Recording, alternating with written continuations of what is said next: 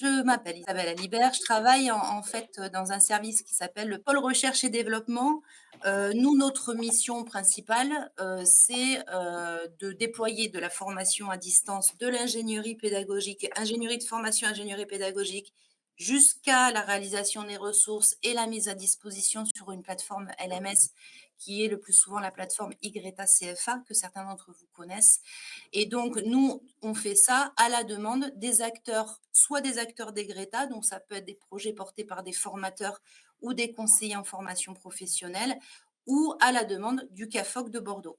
On est un service support, on va dire, pour les acteurs des Greta et le CAFOC. Notre autre mission, c'est aussi de tester, de tenir une veille auprès d'outils numériques qui soient innovants, de tester ces outils et de former nos collègues formateurs et de leur proposer des solutions qui peuvent répondre à leurs besoins.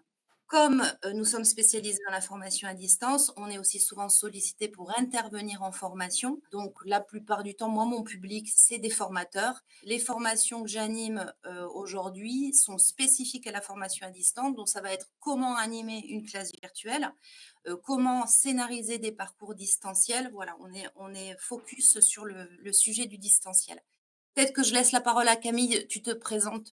Bonjour à tous, Camille Biancini, donc responsable du CAFOC. Comme l'a dit, Isabelle, on travaille, en collaboration, on s'appuie sur le pôle R&D au CAFOC pour déployer des formations, à la fois, pour le réseau interne acteur, du GRETA, le plan de développement des compétences, des conseillers en formation, de notre propre structure qui est le GIP, mais on a aussi une activité à destination de clients externes, des formations modulaires et des formations plus longues. Et toutes nos formations, sont autour de la professionnalisation des acteurs de la formation. Et dans ce cadre-là, on a à cœur, d'utiliser, des outils, innovants. C'est pour ça qu'on a été séduit effectivement par la solution Global dans l'animation et c'est vrai que voilà, Isabelle était moteur pour nous orienter sur cette solution et elle va partager avec vous, la façon dont elle a utilisé dans ses récentes formations. Merci beaucoup Camille. Hem, Isabelle, donc en tant que spécialiste en fait, hein, de la formation à distance et donc de l'animation de classe virtuelle, peut-être que vous pouvez démarrer en nous donnant pourquoi est-ce qu'aujourd'hui animer une classe virtuelle et ben, il faut se former pour ça en fait? Oui, alors ça, effectivement, hein, je pense que vraiment c'est important, hein, de se former, quand on est, formateur, pour intervenir à distance parce que, la posture du formateur est tout simplement pas la même. C'est-à-dire que, alors en présentiel, travaillant main dans la main avec le CAFOC, nous, on s'inscrit vraiment dans des pédagogies actives. Donc déjà en présentiel, l'idée, c'est de faire un pas de côté par rapport à sa posture de formateur et d'être plus dans l'accompagnement de nos stagiaires plutôt que dans une formation très descendante. Donc voilà, mettre les gens en activité, l'apprentissage par le faire. Voilà, on est vraiment, on s'inscrit dans ces méthodes-là.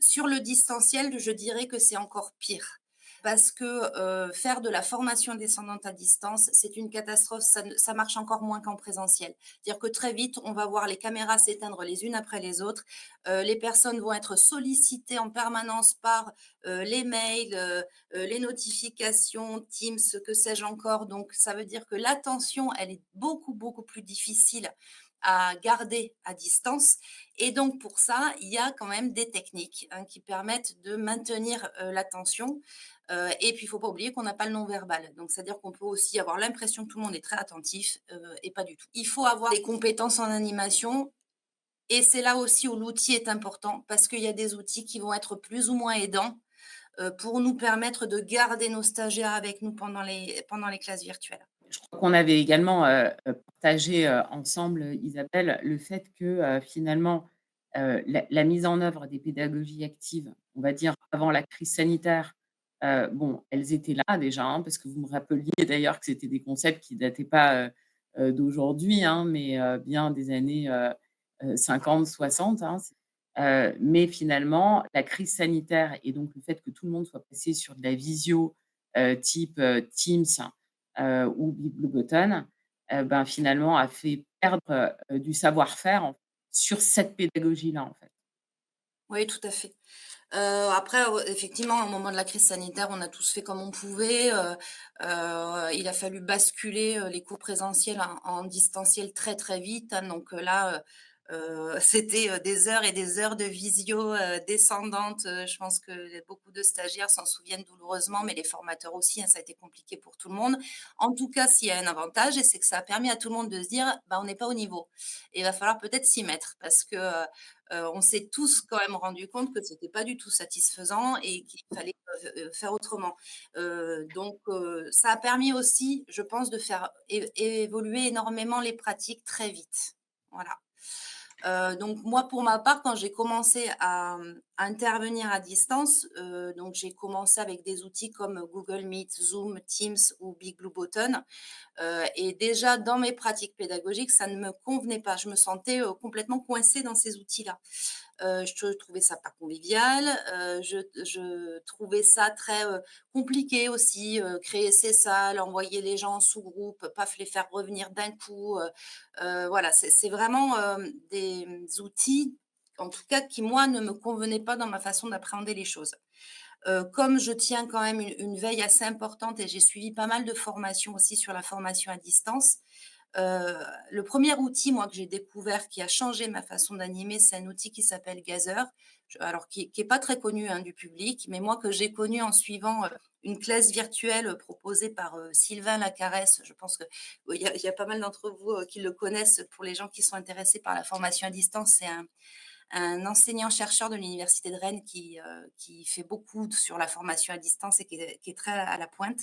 Et donc cette classe virtuelle a 60 personnes, ce qui est quand même énorme, sur un outil comme Gazer, qui était, un outil qui proposait un espace complètement libre avec, un amphi, une salle de formation, un jardin. On peut imaginer, un environnement, comme on le souhaite, qui est infini, dans lequel tout le monde se déplace librement, et qui permet de pouvoir se retrouver dans des petits espaces, restreints où, même si on est 60, d'un coup on se déplace, on va discuter à 4 dans un coin, 4 autres personnes vont discuter dans l'autre coin. Et alors j'ai trouvé ça formidable et moi j'ai développé cet outil pour mes formations à moi, et j'ai créé mon espace de formation, que j'ai utilisé avec des stagiaires pendant 1 an. Les stagiaires étaient ravis, donc j'avais créé ma salle de formation, des petites salles de travaux en sous-groupe et j'aimais beaucoup cet outil. Problème de cet outil, c'est que d'une part, la version gratuite, est passée à 9 participants maximum en comptant le formateur, hein, donc je n'avais plus, que 8 stagiaires, dès que j'avais des groupes au-delà de 8 stagiaires, c'était plus possible. C'est un outil, qui vient des États-Unis, qui est tout en anglais, et qui n'offre aucunement de sécurisation de l'espace. C'est-à-dire qu'on ne sait pas du tout, comment, les données ou les noms, les documents qu'on va y mettre seront réutilisés ou pas, et on n'a pas non plus moyen, d'extraire des, temps de présence, des temps de connexion des stagiaires.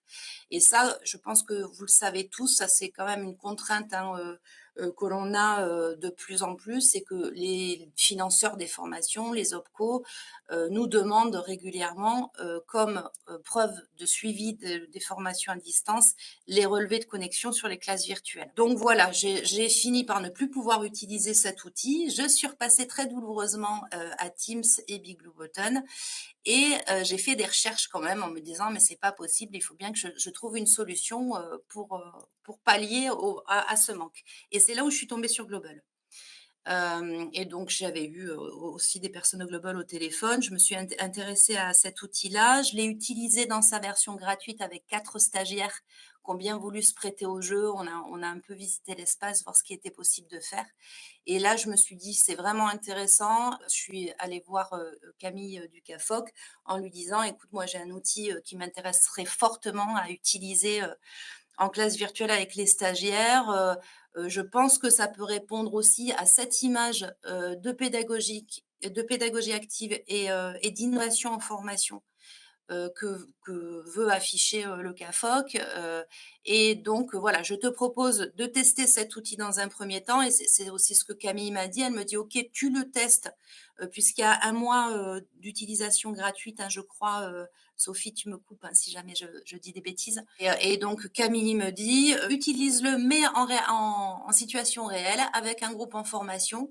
tu me fais part de ton retour d'expérience et si ça te convient, effectivement, ben, on va contacter Global et mettre en place un partenariat, pendant au moins 1 an, hein, pour tester avec plusieurs groupes et puis si c'est concluant, on continuera ce partenariat-là et voire on le renforcera. Donc voilà, c'est comme ça que j'ai commencé à utiliser Global en septembre dernier. Donc mon utilisation, elle est toute jeune, mais j'ai pu l'utiliser avec, une formation complète, là, un groupe, sur, plusieurs mois, donc un groupe avec qui j'avais 4 classes virtuelles et qui suivait un parcours en asynchrone en parallèle. Je peux peut-être vous faire visiter l'espace que j'ai utilisé avec ce dernier groupe, ça sera peut-être plus parlant aussi sur. Génial. Alors, l'avantage de Global, pour rentrer plus dans l'outil, heu, pour moi, le gros avantage, c'est les déplacements libres de tout le monde et ça, vraiment, j'y tiens parce que c'est un retour aussi qu'ont m'ont fait tous mes groupes de stagiaires de me dire: «Mais qu'est-ce que ça fait du bien, de pouvoir, se déplacer librement dans un espace virtuel, au lieu d'être projeté dans une salle, ramené dans la salle centrale de façon brutale» et c'est marrant parce que souvent le retour, c'est on se sent beaucoup moins infantilisé. Et même si on est dans des espaces qui sont plus ludiques, finalement, ce qui ressort, c'est on se sent moins infantilisé parce qu'on est libre de nos déplacements. Donc pour moi, je dirais, c'est le premier grand atout. Donc je vais dézoomer cet espace pour que vous voyez bien quand même la façon dont c'est fait. Donc la table centrale, c'est là où on se retrouve en début de classe virtuelle et puis pour les regroupements en grands groupes. Et donc il y a des tables situées tout autour de la table centrale qui vont permettre de faire des travaux en sous-groupe. Le principe étant que, lors des travaux en sous-groupe, on ne se voit, on ne s'entend que si on travaille autour d'une même table. Donc c'est-à-dire que je peux très bien mettre 2 personnes table 1, 3 personnes table 2, 4 personnes table 3, et ils pourront travailler ensemble sans être perturbés par, les autres, participants, de l'espace. Alors quand j'ouvre ma classe virtuelle, je mets toujours, ce, visuel que Global m'a gentiment envoyé pour rappeler aux stagiaires la prise en main, en tout cas les fonctions de base, comment se déplacer dans l'espace, comment régler, paramétrer sa caméra, le son, comment déplacer sa bulle, enfin, etc. Il y a 4 ou 5 petits tips comme ça à savoir et je leur mets toujours pour leur rappeler les manipulations de base. Donc, l'autre gros avantage de Global, c'est la possibilité de créer son déroulé pédagogique en amont de sa classe virtuelle. Là, le déroulé, on le voit sur la droite. Il est déjà construit, donc je vais le lancer pour vous montrer ce que ça donne. Mais ce déroulé, je l'ai travaillé bien en amont de la classe virtuelle. J'ai intégré toutes mes étapes de classe virtuelle dans ce déroulé et surtout, j'ai enregistré, tous les documents dont j'avais besoin dans chaque étape de mon déroulé. Ce qui fait qu'au moment d'animer ma classe virtuelle, je n'ai plus besoin d'avoir 40 onglets ouverts sur mes 2 écrans d'ordinateur ou de copier-coller, des liens dans tous les sens. Tout est déjà intégré à l'outil. Donc ça, c'est quand même une tranquillité d'esprit quand on anime qui est assez énorme. Parce qu'on sait qu'à partir du moment où la classe virtuelle est lancée, c'est bon, on a tout sous la main. Donc ça demande, d'être, très, carré dans sa préparation. Voilà, ça demande du temps de préparation et par contre, une fois qu'on est lancé, on est lancé. Donc je démarre mon déroulé. Donc là, c'était la semaine dernière, je leur ai fait un petit décor de Noël, puisqu'en plus, c'était ma dernière classe virtuelle avec eux, donc c'était pour, apporter un petit peu de gaieté et se quitter, sur, une note, positive. Voilà, donc je les ai accueillis dans cet environnement de Noël et vous voyez déjà sur la 1re étape, l'étape d'accueil, j'avais prévu un brainstorming et donc pour le brainstorming, vous voyez, j'avais créé un tableau blanc avec des post-it sur lesquels ils ont écrit. Donc ce tableau blanc, il est inséré sur la table, il est posé sur la table, hein, j'ai pas besoin d'aller le chercher et les stagiaires peuvent aller écrire directement dessus en étant autour de la table. Je ne leur envoie pas d'URL. Je ne leur envoie pas de lien. J'ai mis des petits trucs de texte avec leur prénom pour qu'ils sachent où écrire et voilà, ils m'ont rempli, ce petit, tableau blanc. Ouais. Peut-être préciser donc en fait, là, vous utilisez un des outils qui sont à disposition, dans les tables de Global. Donc, celui-ci, c'est Draft.io, Ouais, hein, tout à fait. qui est un outil, également français, un partenaire, en fait, c'est notre premier partenaire.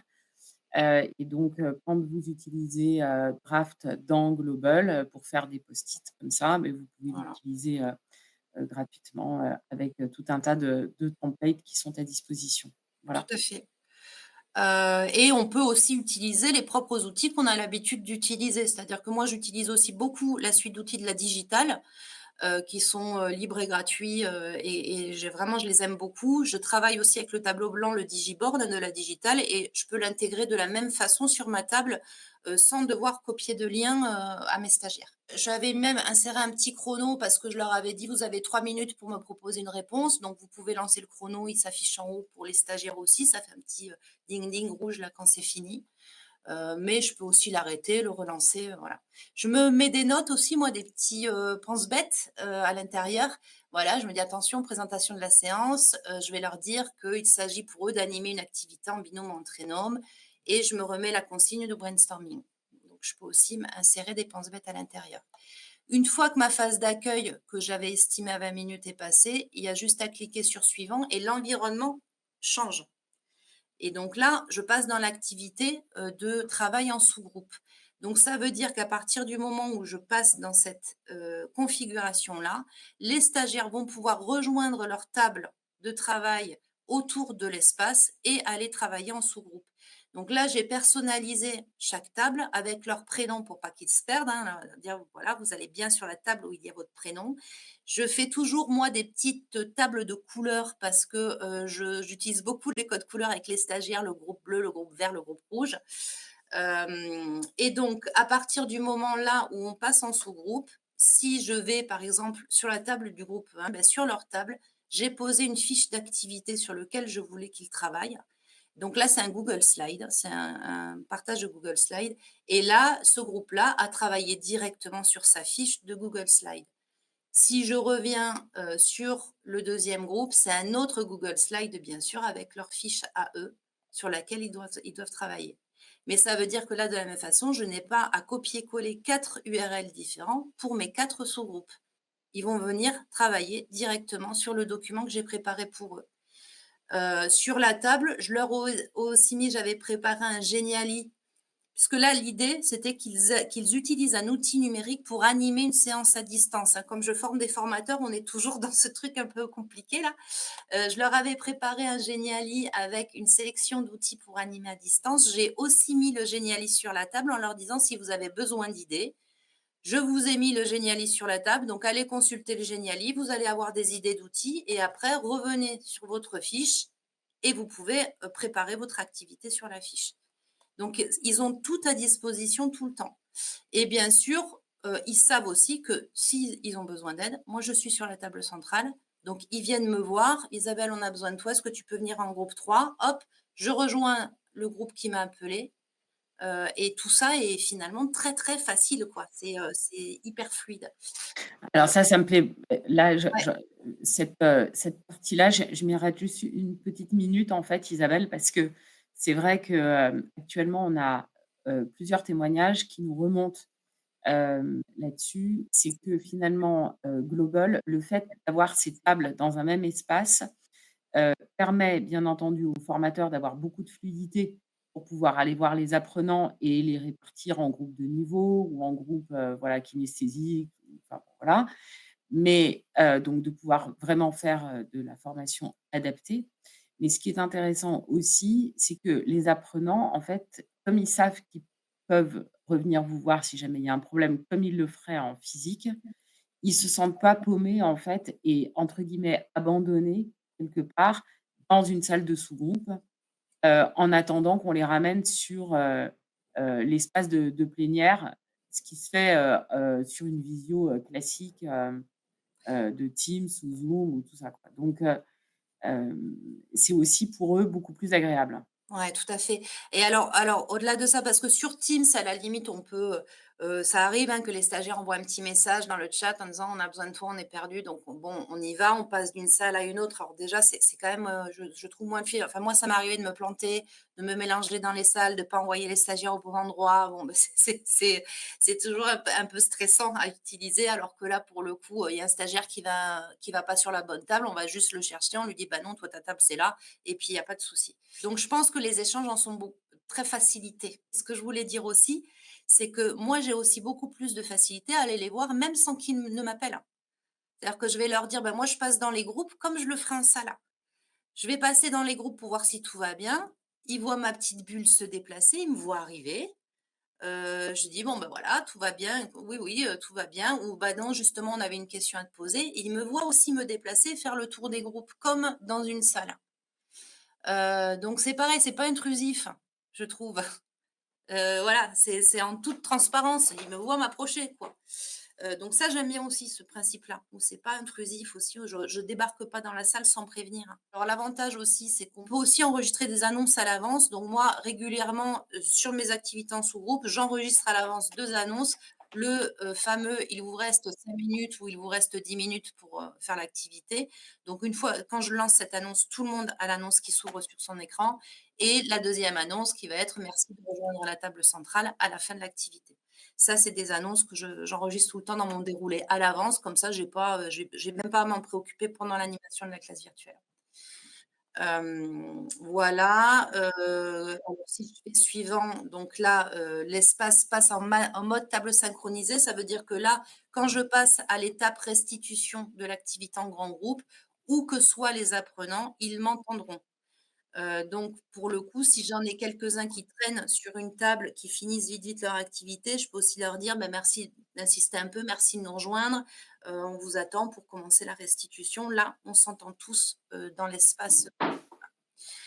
Donc là, bah, ah oui, là aussi, ce qui est intéressant et ce qui était surtout super important pour cette classe virtuelle en particulier, c'est que, pendant 1h20, les stagiaires prenaient la main sur l'animation de la classe virtuelle.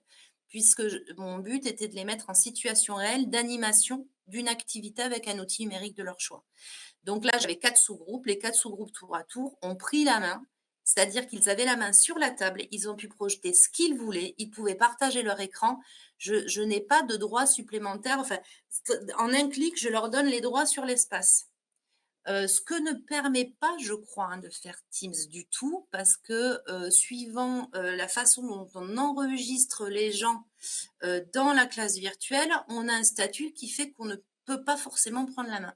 Bon là, c'est Exactement. facile. Donc là, chacun a pu animer son activité en prenant la main, en projetant ses contenus, en changeant les contenus sur la table centrale, tour à tour. Donc ça, c'était vraiment pour moi, indispensable pour cette classe virtuelle particulièrement, d'avoir cette fluidité. Sinon, ça n'aurait pas été possible, tout simplement. J'aurais dû changer mon déroulé et mon approche. Et donc là, à chaque fois, je leur mettais le petit chrono de 10 minutes, hein. Ils avaient 10 minutes pour, animer leur activité et en fin d'activité, j'avais enregistré un sondage et je lançais un sondage pour tout le groupe en disant: «L'outil utilisé pour cette animation vous a-t-il convaincu?» puisque le sujet de notre classe virtuelle, c'était vraiment l'utilisation des outils numériques. Oui, il est adapté, il est intéressant mais pas facile à utiliser. Ce n'est pas l'outil le mieux adapté. Une fois que je lance le sondage, je peux diffuser le sondage sur la table principale et ça nous faisait un point de départ de discussion sur l'outil qui avait été utilisé pour cette animation. Et ce sondage, je peux l'envoyer. Je l'ai envoyé les 4 fois, j'étais pas obligée de le refaire, hein, mais à chaque fois, je renvoyais le sondage à la fin de chaque activité. Ouais, Donc on peut diffuser le sondage sur la table. ouais, ouais. Et donc à la fin, bah, là, par exemple, c'est un outil de la digitale que j'utilise, qui est un brise-glace, en fait, que j'utilise en début de formation, en fin de formation, alors c'est une version, certains d'entre vous le connaissent peut-être, hein, c'est l'arbre de Lison qui a été vu, revu, revu et puis, partagé par toute une communauté de formateurs et que j'ai réadapté moi aussi, pour toutes mes formations, je l'utilise cet arbre-là. L'idée, c'est de, voilà, de choisir un petit perso qui donne son humeur et de se positionner selon son sentiment de compétence dans l'arbre. Et ça, c'est un outil de la digitale, un digiboard que j'ai intégré sur ma table et que j'ai directement programmé pour ma clôture. Donc voilà, pas besoin de chercher cet outil sur un autre onglet de mon ordinateur. Il est directement dans mon espace et sur ma table. Voilà. Magnifique. Voilà. Donc ça, c'était, la dernière utilisation, en tout cas, que j'en ai faite la semaine dernière, la dernière classe virtuelle que j'ai animée. Alors ce qui est intéressant là maintenant, c'est que si vous arrêtez donc la diffusion du déroulé, hop, on peut revenir. On s'en fiche. Hop, voilà, Voilà, et là vous allez récupérer dans la synthèse. effectivement. Donc on peut récupérer des synthèses de déroulés. Alors bon, j'en ai 40 parce que je fais toujours des 10 tests avant les classes virtuelles et et donc forcément, toujours compliqué de les retrouver, mais en tout cas, bah, c'était Le celle-là. dernier, Voilà, non, mais celle de ah oui, de mardi l'autre dernier, jour. de ma dernière classe virtuelle, c'est celui-là et effectivement, la synthèse de déroulé, alors déjà, permet aussi, de voir, si les durées qu'on avait estimées, durées prévisionnelles et durées passées sont bien, cohérentes, et surtout aussi d'exporter les temps de présence de la classe virtuelle. Donc, on peut exporter en format ça un fichier Excel, hein, qui est voilà très simple et on enregistre, on a directement les temps de présence, qui sont ici, tout simplement. Génial. Voilà. Eh ben, merci beaucoup en tout cas, Isabelle, pour cette visite de l'espace. Peut-être, nous dire ce que les apprenants, ont pensé, voilà, les indicateurs un peu que vous avez pu collecter, suite à cette classe virtuelle. Donc pour cette, classe virtuelle, j'ai fait un petit sondage à la fin, sur l'outil Global particulièrement. Côté apprenant, ce qui est important, c'est que, on pourrait se dire j'ai eu ce débat avec des collègues formateurs là du CAFOC sur mais attention, selon le public à qui on s'adresse, la crainte était que la prise en main soit compliquée. Là, pour le coup, alors j'avais un public hétérogène. Par contre, effectivement, moi, mon public, on va dire que c'est toujours des acteurs de la formation. J'ai jamais animé avec Global sur un public qui serait particulièrement éloigné du numérique. Donc, j'ai pas de retour d'expérience à faire là-dessus. Par contre, sur mon public à moi qui était très hétérogène sur l'appréhension du numérique, parce que j'avais des personnes très à l'aise et des personnes qui l'étaient pas du tout, et il y a eu aucun souci. C'est-à-dire que de temps en temps, le problème principal, en fait, c'est le déplacement, c'est-à-dire que les personnes oublient qu'ils peuvent dézoomer et zoomer dans l'espace. Donc, une fois qu'ils sont autour d'une table et en Zoom, ils se disent, mais comment je fais pour changer de table? Je ne vois plus les autres tables. Donc, moi, souvent, je me déplace, je retourne les voir, je dis, ben, n'oubliez pas ce que je vous ai dit, il faut dézoomer dans l'espace. Ah oui, là, vous voyez les tables autour de vous, ok, vous cliquez sur rejoindre et vous vous déplacez. Camille, en tant que directrice en fait, du CAFOC, quel a été, vous, votre, ressenti et puis, ben, finalement, votre projection aussi, par rapport à l'usage de Global? Alors moi, effectivement, j'ai bien vu l'enthousiasme, d'Isabelle sur et sa satisfaction dans l'utilisation de l'outil, la fluidité en termes d'animation pédagogique. Mais de mon point de vue à moi, de responsable du CAFOC, ce qui a un peu emporté, en tout cas, ce qui est un argument fort, c'est la question, RGPD et traçabilité. Voilà, ça c'est quelque chose d'important, d'avoir un outil qui offre des garanties, là-dessus. Parce que bon, on est tous, dans le respect de la démarche qualité et on a besoin d'avoir une traçabilité et voilà des preuves d'activité et on les récupère facilement. On peut, partager et permettre, à nos équipes administratives de récupérer les infos. Donc c'est une collaboration entre le formateur et l'équipe administrative qui est simplifiée, qui, voilà, qui est sécurisante. Et c'est vrai qu'à l'issue on regarde, hein, qu'est-ce que ça donne sur un outil gratuit. Est-ce qu'on se lance un peu plus loin? On le teste, voilà, on l'utilise sur du modulaire, on le partage au sein de l'équipe pédagogique. Et puis là, maintenant, l'envie, c'est, de l'utiliser sur une formation, plus longue, comme je vous le disais, sur notre, titre, de responsable projet ingénierie de formation, qui est un titre Mmh. de niveau 6, à destination des responsables pédagogiques, des coordos de formation, des formateurs, des concepteurs pédagogiques, heu et qui se déroule sur, un temps plus long. Et qui notre ambition, c'est de redéployer ce titre, au deuxième semestre de cette année et d'utiliser Global pour, créer, un espace collaboratif, autour duquel, les stagiaires pourront, se retrouver, même en dehors des temps de formation. Un espace dans lequel on pourrait y avoir des partages de documents, des Ouais. échanges qui soient aussi à la main des stagiaires. Oui, parce que vous avez raison Camille, de le préciser. Avec une licence, on peut créer autant d'espaces qu'on le souhaite, les espaces sont persistants donc effectivement, une fois que, on a ouvert cet espace pour, une cohorte de participants eh bien, ils peuvent revenir en fait dans cet espace et collaborer dans cet espace, même si l'animateur n'est pas là. Selon les droits qu'on leur a donnés, bien entendu, hein, tout le temps. Mais il faut vraiment voir, Global comme étant, un lieu et donc ils vont pouvoir effectivement aller récupérer des ressources, puisqu'il y a des bibliothèques en fait, dans chacune des tables, et organiser, 1 ou plusieurs tables ressources, y compris des tables d'exercice, voilà. Mmh.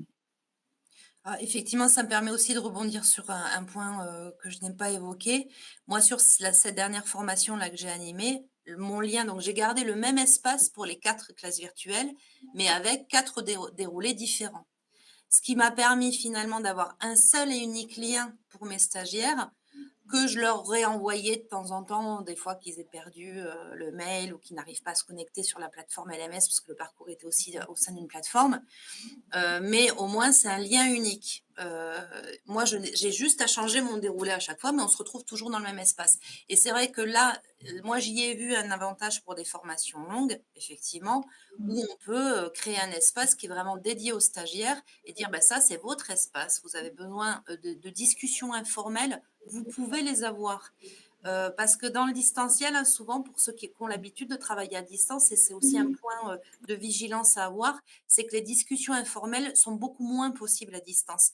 Il faut trouver un moyen de les recréer, ces discussions, pour recréer une dynamique de groupe, ce qui est beaucoup plus compliqué à maintenir, quand on est loin les uns des autres. C'est là où les outils sont intéressants, les outils qui nous permettent de faire ça, de pouvoir recréer des espaces d'échange informels, et c'est un gros avantage de cet outil aussi que j'ai retrouvé de Geyser à l'époque et que j'ai retrouvé ici.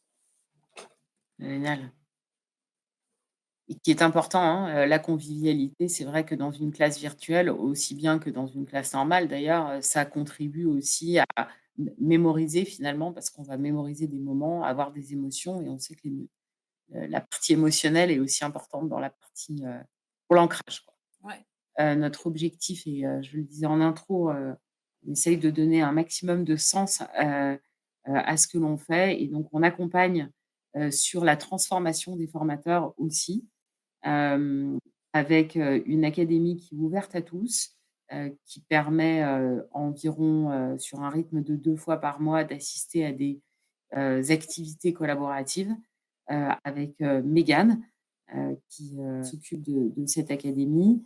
À l'issue de cette académie, il y a, toujours un template de déroulé qui est mis à disposition, correspondant à des activités structurées. Donc, ça repose principalement bon, il y a les activités classiques, les activités, de Tiagui, que vous connaissez sans doute et les liberating structures, mais d'autres templates, également d'activités qui vont permettre de structurer, en fait, un temps, en synchrone.